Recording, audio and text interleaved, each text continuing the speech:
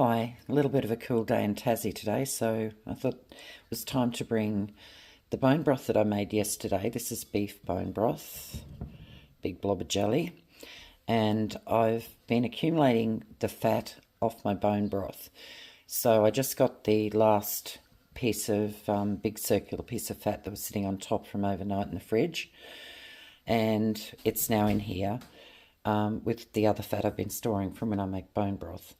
So what I want to do is clarify this fat so that I have a really, like what I would call dripping, a pure dripping to roast my vegetables or meats in. So that's what I'm going to do.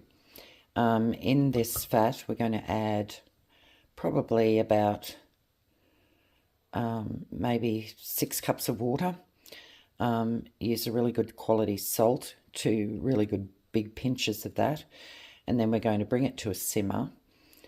Make sure it's all melted down, and then we're going to re-pour it into another bowl. So clarifying is a process where we basically cook it with water and keep it separating and getting it cleaner and cleaner. So yeah, I'll just get the water and salt organised.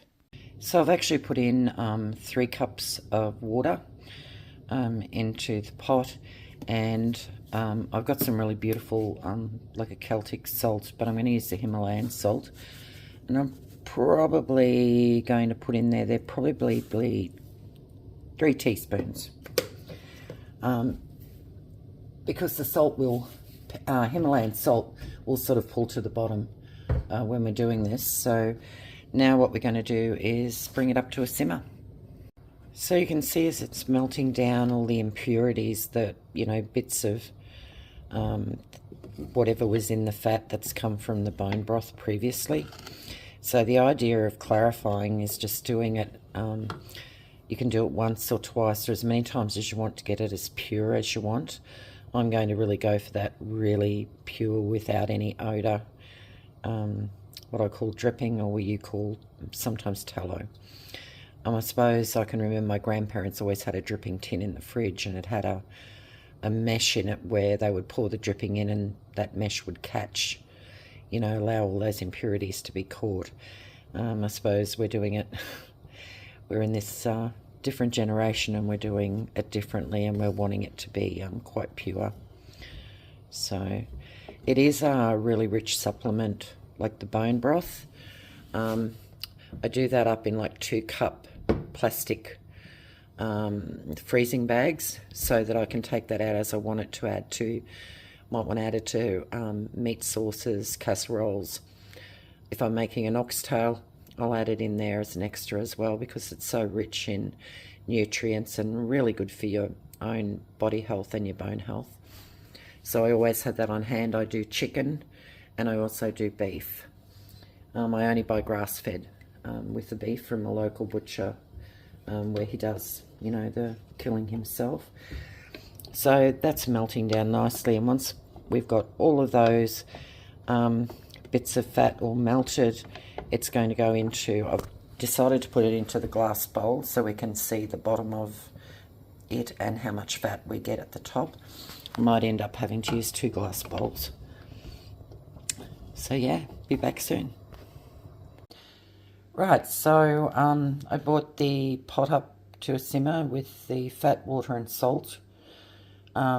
I've now poured it into this glass bowl, and I thought I'd do that just so you can get an idea of what's going to sit down the bottom and what's going to be up the top that will be the clarified tallow, and we'll see how we go. So now I'm going to cool that down. Once it's fully cool, I'll put Glad wrap over the top and I'll pop it in the fridge, and we'll have a look at it in the morning.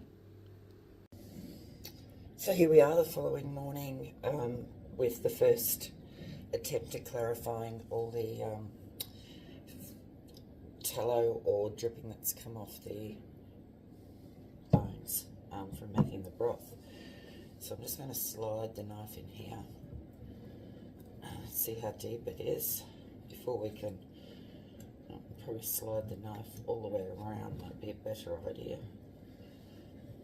to get it to lift.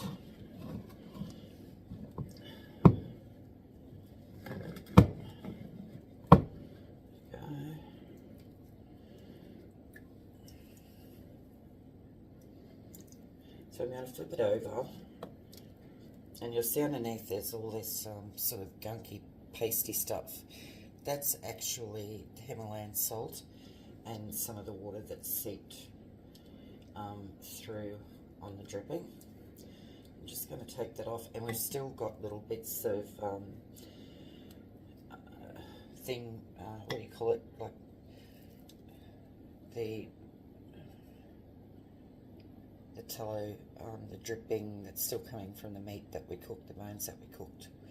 So I think what I'll do is I'll scrape this off as best we can without losing too much of the dripping. So that's all that salt and some water and little bits of impurities that are in there.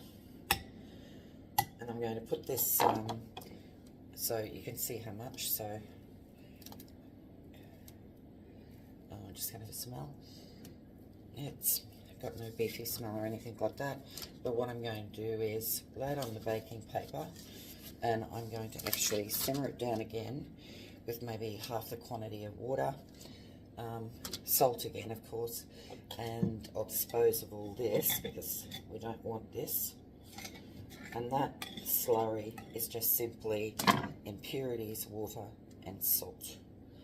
And so we'll do it all over again, set it for the day again in the fridge and see how we go, either late this afternoon or in the morning. So this is the second of what we did yesterday. So I'm doing another clarification, as I explained before. This is just melting down. Now what I did this time was only 1 good teaspoon of Himalayan salt and 2 cups of water, where yesterday I used 3 teaspoons of salt and about 4.5 cups of water. So I can still see bits in there that I don't want in there, like little bits of meat scraping and things like that. So I've decided with this second clarification, I'll bring that to the simmer, giving it a really great stir. And then I'm going to pop it in this bowl, but what we're going to do is we'll sieve it in there, okay? Okay, be back in a minute. So you can see we're at a simmer. It's been on a simmer for about 30 seconds. Doesn't need to be any more than that, so we're going to turn the stove off, sorry. Too early in the morning for me. Putting our sieve in, and we're just going to gently strain into there and hopefully catch any of the other impurities that are happening. Hopefully I don't make a big mess.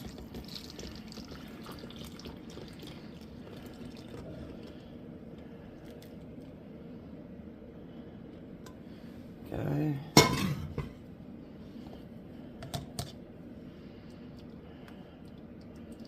So not a great deal of impurities in there, but enough to not make me happy about the quality of the dripping or tallow that I want to have to cook my food in. It's really important, I think, that when we're cooking for our family and friends, we do the best we can in all areas. So there we go. She's sitting there waiting for our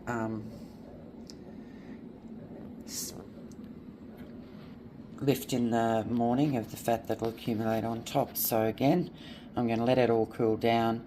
I'll put some Glad wrap over the top and we'll pop it in the fridge. So I've just cut around the edge and I felt it give a bit of a pop, and it's lifting up.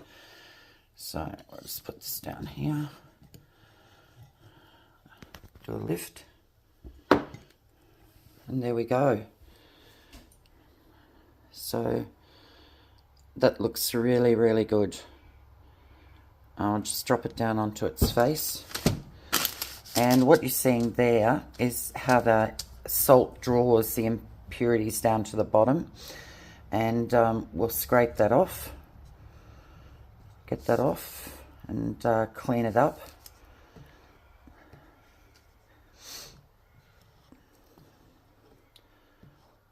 I'll give it a clean up again. It's a bit hard holding the camera, but that's a really good weight of pure tallow. So 2 clarifications, and we've got ourselves some really great healthy tallow or dripping to use when we're doing our veggies or cooking pieces of beef or chicken. and I'd say there's probably, give it a bit of a weigh. So we've got exactly 700 grams of pure tallow for us to use in the kitchen and cooking, which is better for our health than any of the other things we could be buying at the supermarket unless they're organic, of course, and being done for us. So, and that is all the excess liquid. There's no smell. It's got a lovely clean smell, no beefy smell. So pretty happy with that outcome.